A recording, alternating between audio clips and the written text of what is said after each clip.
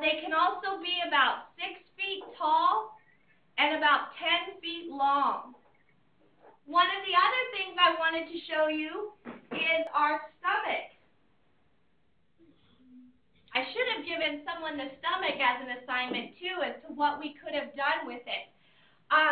They could have taken the stomach. You can see inside. Let me see if I can get it a little closer to the camera for you.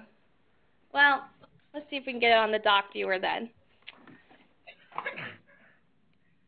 You can see this stomach maybe inside it. Well, it's not working too well, but they could put things inside it. And if you guys have crock pots at your houses, they might have used it as a crock pot. They could put food inside it and then lay it next to the fire, and then it would cook their food. They would also put hot rocks inside it. That could cook the food as well.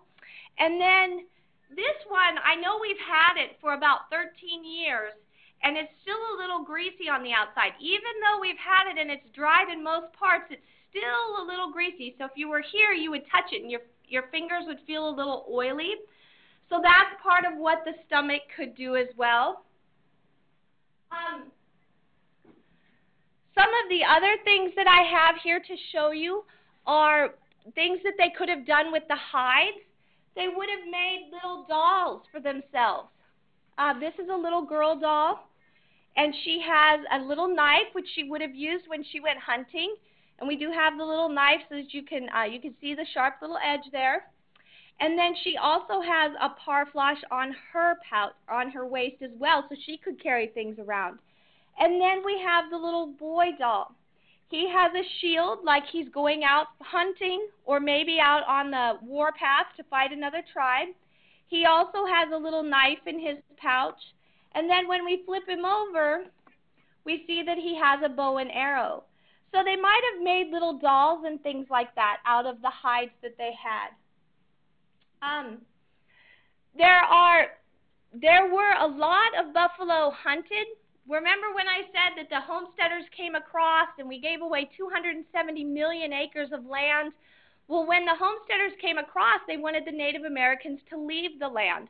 And so how they did that was they asked the government to put them onto reservations, and then they also thought if they killed off their food source, which was the buffalo, that they would be able to get them to do what they wanted and they would just go away. So you saw going across the prairie on the railroads, people would actually shoot the buffalo right out of the car. So just imagine you're driving along in your car on the highway, and someone takes a gun and shoots a buffalo out on the prairie. It's like shooting cows nowadays. You just don't do that kind of stuff. But the buffalo, they would leave them to rot. So it made the Native Americans very upset because they considered the buffalo to be a very spiritual thing. They used every part of the buffalo that they could. If they didn't use it, they had a ceremony and things like that. So they were very upset when the homesteaders did that and the people coming across. They almost hunted the buffalo to extinction, which means we wouldn't have it anymore. In the late 1860s in Nebraska, you could barely find any buffalo, and in fact, some of the herds that we have today, we have because they found them on way back in the mountains and things like that in national park sites like Yellowstone and things like that. Several of you may have gone up into maybe South Dakota on vacation and seen Mount Rushmore with the 4 presidents on it. And then across there you would see a lot of buffalo there as well. Wind Cave and Jewel Cave, those are other national park sites up there. They also have a lot of buffalo. Buffalo, they're pretty common down here in Nebraska. We have some ranchers that actually have them on their property. We sell buffalo jerky in our store right now, so the buffalo has come back. But we did want to point out that, that's how they tried to manage the Native Americans, by putting them on reservations, by killing their food sources. Now, what I'm going to do is I do want people to be able to ask questions.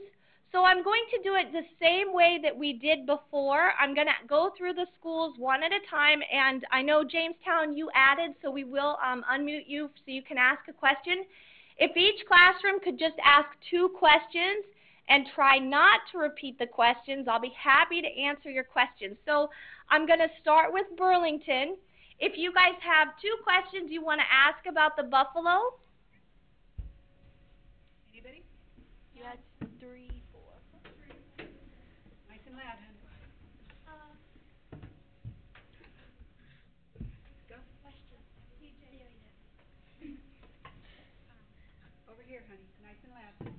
They ever use buffaloes I to wrap around for a handle on the knife? I can't hear the question. I can hear them talking, but I can't hear the question. He wanted to know if they've ever used the hide from the buffalo to wrap around a handle of a tool, possibly. Is that right, DJ? Yes. Yes, those are all great things that you could use the hides for. And I'm sorry I didn't talk more about the hide, but they use them for robes and lots of things. That's a great example of what they could have used the hide for. Thank you. One more question, Burlington? Did they use the eyeball? She wanted to know if they used the eyeballs for anything of the buffalo. Oh, you know, I get that question a lot. And I've read several different things. They might have just used it as part to ground up with the tannins, but they probably might have eaten them for delicacies or something like that. So I'm not really sure, you know, exactly. One will say one thing, one will say another. So thank you, Burlington, for your 2 questions. Holy Family, do you have 2 questions? Did they use the hooves for? Oh, what did they use the hooves for? Very good question. You know what? And I didn't show you guys the hooves, did I? 1 second. Let me get it out of my box. It has to be in here somewhere. But that's a really good question. What would they have used the hooves for? And I found my hoof. Let me put it on the document viewer for you. If you look inside, I don't know if you can get, let me see if I can zoom this in a little bit. There we go. I don't know if you can see these ridges along here, but they had a sticky substance in there, and they would use them for, they would use that sticky substance for like glue. They would take it out and boil it, and it would be like glue. And then another part of the hoof, if you guys have cats and dogs at home, you know on their paw, there's this little bitty thing right up here. It's called a dew claw. That's what this is. They use that for decoration. So they could have used the hooves for glue, or they could have used it for decoration. One more question, Holy Family. Now you can say. What did they use the teeth for? They use the teeth for? That is a good question. Let me get my buffalo head for you. I'm sorry, the buffalo skull. And let me see if I can put this under the dock viewer so you can see the teeth a little better. We'll move the hoof and everything off. Okay, now there are the teeth. They probably use the teeth for decoration, but I wanted to show you the teeth up close so you can see them. Let me see if I can move that. So you can see how long that is. I'm going to just put my pinky finger up against it, and you can kind of see how long that tooth actually is. So they probably use the teeth for decoration, or they left them in the skull for the skull decorations. Ewing Public Schools, would you have 2 questions? They use the hair for coats. Did they use the hair for coats? Yes, they did. They also could have used the hair to braid it and make rope. You might have said rope, and I heard coat, so maybe that's what you said, but they would have used the hair for rope. And they might have also used the hair for their little dolls, or to stuff inside the dolls to make them soft. So, another question, Ewing? What did they use the leg bones for? The leg bones for?